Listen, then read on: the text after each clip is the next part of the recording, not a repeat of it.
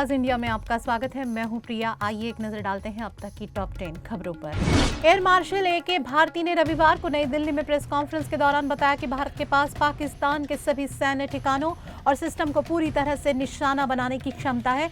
ये बयान हाल ही में चलाए गए ऑपरेशन सिंदूर के बाद आया है, जिसमें भारतीय वायुसेना ने पाकिस्तान और पाकिस्तान अधिकृत कश्मीर में आतंकियों के अड्डों पर सटीक हमले किए। इस ऑपरेशन में मुजफ्फराबाद, कोटली और बहावलपुर सहित 9 ठिकानों पर हमले किए गए, जो आतंकियों के ट्रेनिंग और लॉन्चिंग सेंटर माने जाते थे।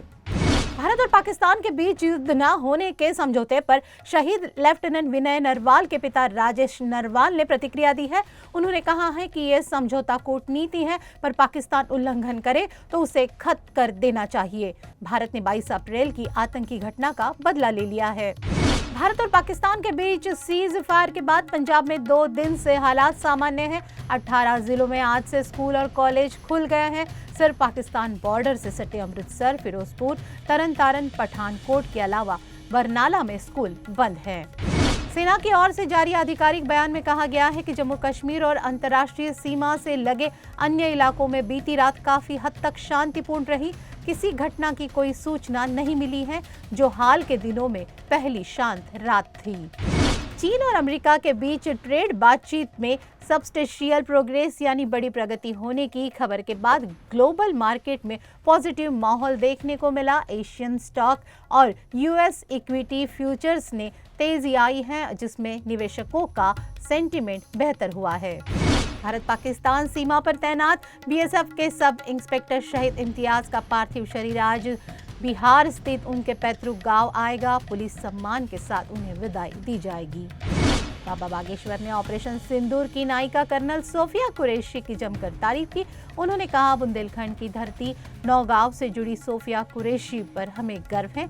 जिस साहस और नेतृत्व के साथ उन्होंने ऑपरेशन सिंदूर को लीड किया, वो महारानी लक्ष्मीबाई की याद दिलाता है।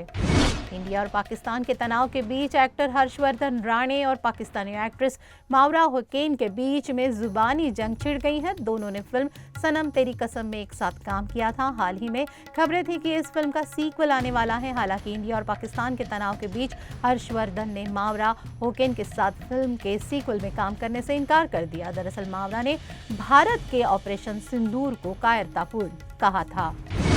भारतीय टेस्ट टीम में बड़े बदलाव होने वाले हैं। रोहित शर्मा के संन्यास और विराट कोहली के टेस्ट छोड़ने की इच्छा के बाद बीसीसीआई नए कप्तान की तलाश में है। जसप्रीत बुमराह रोहित की कप्तानी के दौरान उप कप्तान थे, लेकिन खबर है कि बुमराह ने कप्तानी की जिम्मेदारी लेने से मना कर दिया है।